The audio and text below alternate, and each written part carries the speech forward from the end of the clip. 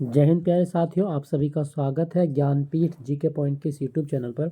दोस्तों आइए शुरू करते हैं हम इंडियन पॉलिटी का पहला मॉक टेस्ट।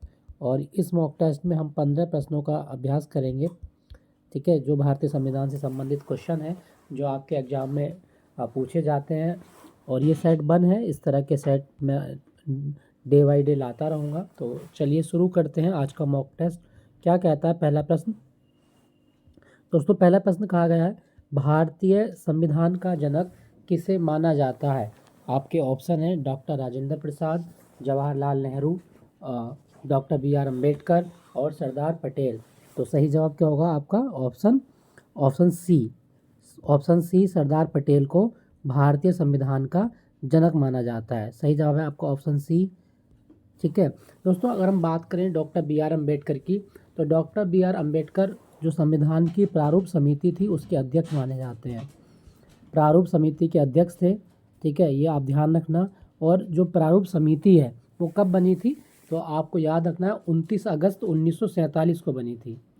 29 अगस्त 1947 को प्रारूप समिति का गठन हुआ। और इस समिति के अध्यक्ष कौन थे? तो वो थे डॉक्टर बी.आर. अम्बेडकर। क्लियर दोस्तों, याद रखिएगा। ठीक है दोस्तों अगर आपसे पूछा जाए कि जो डॉक्टर बी.आर. अम्बेडकर हैं, इनकी आत्मकथा का नाम क्या है? तो आप क्या बताएंगे? Doctor B R. अम्बेडकर की आत्मकथा का नाम। सही जवाब क्या होगा दोस्तों? Doctor B R. अम्बेडकर की आत्मकथा है waiting for visa. Waiting for visa, ये डॉक्टर अम्बेडकर की आत्मकथा का नाम है। कई बार एग्जाम में पूछी जाती है कि बेटिंग फॉर वीज़ा किसकी आत्मकथा है? तो डॉक्टर बी.आर. अम्बेडकर की। क्लियर दोस्तों यहाँ पे लिखा गया है संविधान मतलब डॉक्टर राजेंद्र प्रसाद। तो इनके बारे में मैं बता दूं, जो राजेंद्र प्रसाद थे ये भारतीय संविधान सभा के प्रथम स्थायी अध्यक्ष थे। तो ये भी ध्यान रखना, भारतीय संविधान सभा के प्रथम स्थायी अध्यक्ष कौन थे? तो वो थे डॉक्टर राजेंद्र प्रसाद। और डॉक्टर राजेंद्र प्रसाद की एक किताब जो आपके एग्जाम में पूछी जाती है बहुत ज़्यादा, वो है इंडिया डिवाइडेड। इंडिया डिवाइडेड, तो ये भी किताब आपके लिए बहुत इम्पोर्टेंट है, ये ध्यान रखिएगा। इंडिया डिवाइडेड पुस्तक किसने लिखी? डॉक्टर राजेंद्र प्रसाद ने। हमसे पूछा गया था संविधान का जनक, तो वो थे डॉक्टर बी.आर. अम्बेडकर। यहाँ लिखा गया है सरदार पटेल। तो सरदार पटेल के बारे में अगर बात करते हैं तो ये स्वतंत्र भारत के प्रथम गृह मंत्री बनाए गए थे। तो ये भी ध्यान रखना। और भारतीय संविधान में जो मूल अधिकार समिति थी, मूल अधिकार समिति, इसके साथ साथ जो अल्पसंख्यक समिति थी उसके अध्यक्ष थे आपके सरदार वल्लभ भाई पटेल। तो दोनों याद रखिएगा, मूल अधिकार समिति और अल्पसंख्यक समिति जो थी उसके अध्यक्ष थे। क्लियर। अगले प्रश्न की बात करते हैं। क्या कहा गया है अगले प्रश्न में? अगला प्रश्न आपकी स्क्रीन पर कहा गया है, भारतीय संविधान में मौलिक अधिकार फंडामेंटल राइट्स किस देश से लिए गए हैं? दोस्तों अगर हम बात करें मौलिक अधिकारों की, तो भारतीय संविधान में भाग 3 के तहत अनुच्छेद 12 से 35 तक में मौलिक अधिकार दिए गए हैं। कौन सा भाग है? भाग 3 पार्ट 3 में ये दिए गए हैं। और भारतीय संविधान में जो मौलिक अधिकार लिए गए हैं वो अमेरिका के संविधान से लिए गए हैं। आपका सही जवाब होगा ऑप्शन बी, अमेरिका के संविधान से लिए गए हैं। क्लियर दोस्तों, याद रखिएगा। दोस्तों अगर आपसे पूछा जाए कि ऐसे 2 मौलिक अधिकार बताइए जो आपातकाल में सस्पेंड नहीं हो सकते, तो आप याद रखना अनुच्छेद 20 और अनुच्छेद 21 में जो मौलिक अधिकार दिए गए हैं वो आपातकाल के दौरान भी सस्पेंड नहीं हो सकते। ये बहुत इंपॉर्टेंट प्रश्न है, कई बार आपके एग्जाम में पूछा जाता है, तो ये आप याद रखिएगा। ठीक है दोस्तों यहाँ पे लिखा गया है ब्रिटेन। अगर हमसे पूछा जाए कि ब्रिटेन से क्या क्या चीज़ें ली गई हैं, तो आप बताएंगे रिट शब्द जो आया है भारतीय संविधान में वो ब्रिटेन से लिया गया है। भारत में एकल नागरिकता का प्रावधान है। ठीक है, भारत में जो एकल नागरिकता ली गई है वो ब्रिटेन के संविधान से ली गई है। साथ साथ हमारे देश में जो पार्लियामेंट्री सिस्टम है, जो संसदीय प्रणाली ली गई है पूरी, वो ब्रिटेन के संविधान से ली गई है। क्लियर दोस्तों, याद रखिएगा। और कानून का शासन, रूल ऑफ लॉ, ठीक है, वो आप ध्यान रखना, रूल ऑफ लॉ किसकी देन है? तो वो भी ब्रिटेन की देन है। तो भारतीय संविधान में रिट कॉन्सेप्ट, दूसरा जो सिंगल सिटीजनशिप है, पार्लियामेंट्री सिस्टम है, रूल ऑफ लॉ है, तो वो सब ब्रिटेन से लिया गया है। हमसे प्रश्न में पूछा गया था कि मौलिक अधिकार किस देश से लिए गए हैं? सही जवाब होगा अमेरिका से लिए गए हैं। क्लियर दोस्तों, याद रखिएगा। नेक्स्ट प्रश्न क्या कहता है? राष्ट्रपति को पद की शपथ कौन दिलाता है? दोस्तों, भारत का जो राष्ट्रपति है इसको पद की शपथ कौन दिलाएगा? आपके ऑप्शन है पीएम, उपराष्ट्रपति, भारत के मुख्य न्यायाधीश या लोकसभा के अध्यक्ष। इसका सही जवाब क्या होगा? भारत के राष्ट्रपति को उसके पद की शपथ भारत के मुख्य न्यायाधीश के द्वारा दिलाई जाती है। ऑप्शन सी आपका सही जवाब है। ठीक है दोस्तों, और ये जो प्रावधान है वो आर्टिकल 60 में लिखा गया है। राष्ट्रपति को पद की शपथ भारत का मुख्य न्यायाधीश दिलाता है और ये आर्टिकल 60 में लिखा गया है। अच्छा दोस्तों, अगर आपसे पूछा जाए, अगर मान लीजिए कि भारत का मुख्य न्यायाधीश अब्सेंट है, अनुपस्थित है, तब फिर भारत के राष्ट्रपति को शपथ कौन दिलाएगा? तो आप बताएंगे सुप्रीम कोर्ट का जो वरिष्ठ न्यायाधीश होगा। जो वरिष्ठ न्यायाधीश होगा वो राष्ट्रपति को पद की शपथ दिलाएगा। तो आपका सही जवाब इसमें क्या होगा? राष्ट्रपति को पद की शपथ दिलाता है भारत का मुख्य न्यायाधीश। अगर मुख्य न्यायाधीश इन केस अब्सेंट रहते हैं तो वरिष्ठ न्यायाधीश जो है सुप्रीम कोर्ट का, वो राष्ट्रपति को पद की शपथ दिलाएगा। अच्छा, क्या आपको पता है कि भारत का राष्ट्रपति बनने के लिए न्यूनतम उम्र कितनी चाहिए? तो आप बताएंगे 35 साल। राष्ट्रपति बनने के लिए जो मिनिमम एज का क्राइटेरिया है वो 35 साल का है। ठीक है दोस्तों, याद रखिएगा। और भारत का राष्ट्रपति भारत का प्रथम नागरिक होता है, ये भी आप ध्यान रखेंगे। क्लियर? चलिए अगले प्रश्न की ओर बात करते हैं। क्या कहा गया? शिक्षा का अधिकार किस अनुच्छेद के तहत मौलिक अधिकार बनाया गया है? आपके ऑप्शन है अनुच्छेद 19, अनुच्छेद 21A, अनुच्छेद 24, अनुच्छेद 32। तो शिक्षा का अधिकार जो है एक मौलिक अधिकार है। तो इसके बारे में बात करते हैं तो 86वां संविधान संशोधन भारतीय संविधान में किया गया 2002 में, और इसके तहत भारतीय संविधान में एक अनुच्छेद ऐड किया गया, वो था अनुच्छेद 21A, जिसमें शिक्षा को मौलिक अधिकार का दर्जा दिया गया। और अनुच्छेद 21A क्या कहता है? अनुच्छेद 21A कहता है कि 6 से 14 साल तक के बच्चों को फ्री और कंपलसरी एजुकेशन उनका एक फंडामेंटल राइट होगा। जो फ्री शिक्षा दी जाती है वो आर्टिकल 21A के तहत दी जाती है। और एज क्राइटेरिया क्या रखा गया? 6 से 14 साल तक के बच्चों को निःशुल्क शिक्षा का जो अधिकार है वो उनका मौलिक अधिकार है। और ये प्रावधान 86वें संविधान संशोधन अधिनियम 2002 में किया गया था। क्लियर दोस्तों, याद रखिएगा। दोस्तों, अगर मैं बात करूं आपसे एजुकेशन के बारे में, अगर क्वेश्चन कभी पूछा जाए कि शिक्षा किस सूची का विषय है, तो आप बताएंगे शिक्षा समवर्ती सूची का विषय है। भारत में शिक्षा दिवस कब होता है? तो नेशनल एजुकेशन डे भारत में जो मनाया जाता है वो 11 नवंबर को मनाया जाता है। हर साल 11 नवंबर को राष्ट्रीय शिक्षा दिवस होता है। और ये किसकी जयंती होती है? तो शिक्षा दिवस भारत के प्रथम शिक्षा मंत्री डॉक्टर मौलाना अबुल कलाम आज़ाद की जयंती के रूप में मनाई जाती है। ठीक है दोस्तों, याद रखिएगा। अच्छा, शिक्षा बाइपोलर होती है या ट्राइपोलर होती है? तो आप बताएंगे जो वर्तमान में हमारे यहाँ एजुकेशन सिस्टम है वो ट्राइपोलर है। ट्राइपोलर का मतलब क्या कि त्रिध्रुवीय है। त्रिध्रुवीय कैसे त्रिध्रुवीय है? देखो, वर्तमान में शिक्षा के 3 ध्रुव कौन कौन से हैं? छात्र हो गए, दूसरा पाठ्यक्रम हो गया, और शिक्षक। तो ये 3 ध्रुव माने गए हैं वर्तमान समय में शिक्षा के। ठीक है, लेकिन प्राचीन काल में शिक्षा वो द्विध्रुवीय होती थी। कैसे? कि प्राचीन काल में आश्रम पद्धति होती थी, गुरुकुल में मौखिक रूप से शिक्षा दी जाती थी, उसके लिए कोई पाठ्यक्रम निर्धारित नहीं होता था।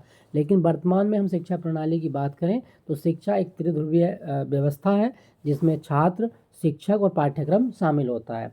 हमसे क्वेश्चन में पूछा गया था कि शिक्षा का अधिकार मौलिक अधिकार कब बना है? तो 86वें संविधान संशोधन के तहत आर्टिकल 21A जोड़कर ये प्रावधान किया गया है। क्लियर दोस्तों, याद रखिएगा। नेक्स्ट प्रश्न की बात करते हैं। अगला प्रश्न क्या कहता है? अगले प्रश्न में कहा गया अस्पृश्यता का अंत, अबोलिशन ऑफ अनटचेबिलिटी, किस अनुच्छेद में वर्णित है? दोस्तों, आपके ऑप्शन है अनुच्छेद 14, अनुच्छेद 15, अनुच्छेद 16, अनुच्छेद 17 और अनुच्छेद 18। सही जवाब होगा आपका ऑप्शन सी। अनुच्छेद 17 में अस्पृश्यता के अंत की बात की गई है। जो जाति आधारित भेदभाव है या किसी भी तरीके की अगर अनटचेबिलिटी है तो उसको बैन किया गया है। ठीक है, आप ध्यान रखिएगा। अनुच्छेद 17 में अस्पृश्यता के अंत वर्णित किया गया है। अनुच्छेद 17, ऑप्शन सी आपका सही जवाब है। अनुच्छेद 18 में क्या लिखा जा गया है? तो वो उपाधियों के अंत की बात करता है। अगले प्रश्न की ओर बात करते हैं। कहा गया है संविधान में संशोधन की प्रक्रिया किस अनुच्छेद में दी गई है। दोस्तों भारतीय संविधान में जो संविधान संशोधन की प्रक्रिया है वो भाग 20, ठीक है, पार्ट 20 में दी गई है।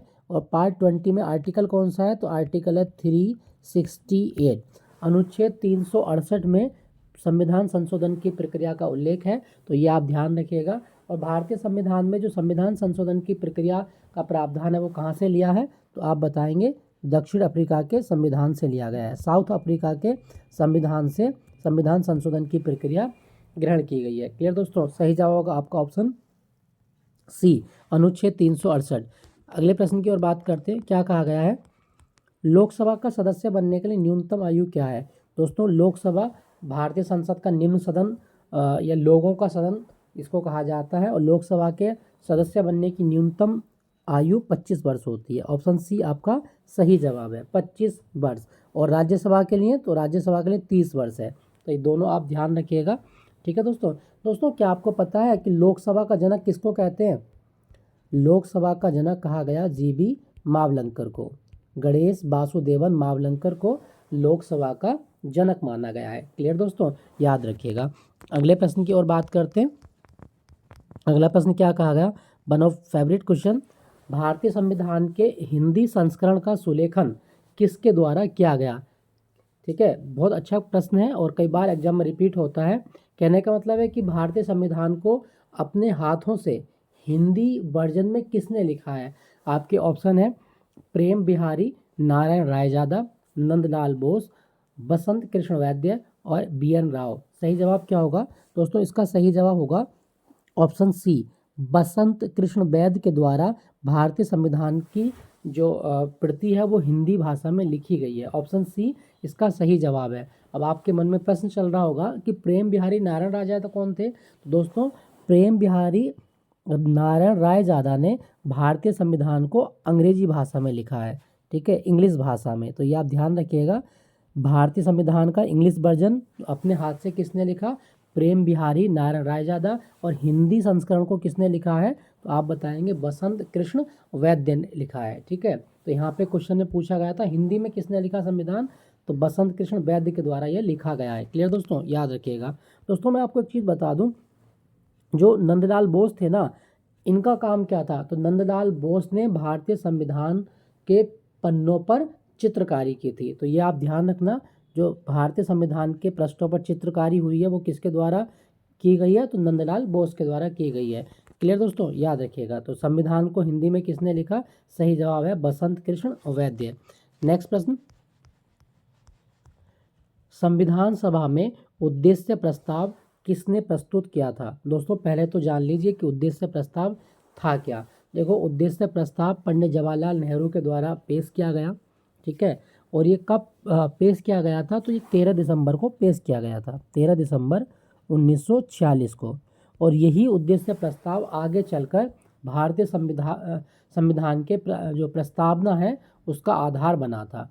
तो आप ध्यान रखना कि भारतीय संविधान की जो प्रस्तावना है उसका आधार किसे माना जाता है, तो संविधान सभा में 13 दिसंबर 1946 को जो उद्देश्य प्रस्ताव पंडित नेहरू के द्वारा पेश किया गया था उसी को संविधान की प्रस्तावना का आधार माना जाता है, ठीक है दोस्तों। तो हमसे यही पूछा गया था कि उद्देश्य प्रस्ताव किसने प्रस्तुत किया, जवाहरलाल नेहरू के द्वारा ये पेश किया गया था, ठीक है दोस्तों, याद रखना। और उद्देश्य प्रस्ताव ही हमारे संविधान की प्रस्तावना का आधार माना गया है। और ये कब पेश हुआ था, तो 13 दिसंबर 1946 को। और इसको स्वीकृति कब मिली थी, तो 22 जनवरी 1947 को ये संविधान सभा से पास हो गया था। क्लियर दो।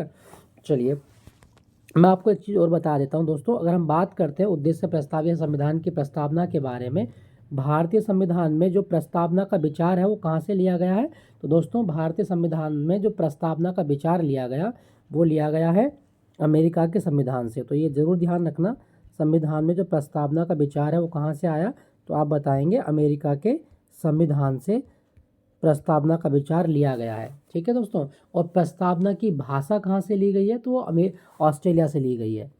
जैसे हम बोलते हैं ना कि प्रस्तावना स्टार्ट होती है हम भारत के लोग, be the people of India, इस तरह से जो प्रस्तावना शुरू होती है तो प्रस्तावना की भाषा ऑस्ट्रेलिया से ली गई है और प्रस्तावना का विचार अमेरिका से लिया गया है। हमसे क्वेश्चन में पूछा गया था उद्देश्य प्रस्ताव पंडित नेहरू के द्वारा पेश किया गया था। अगला प्रश्न क्या कहता है?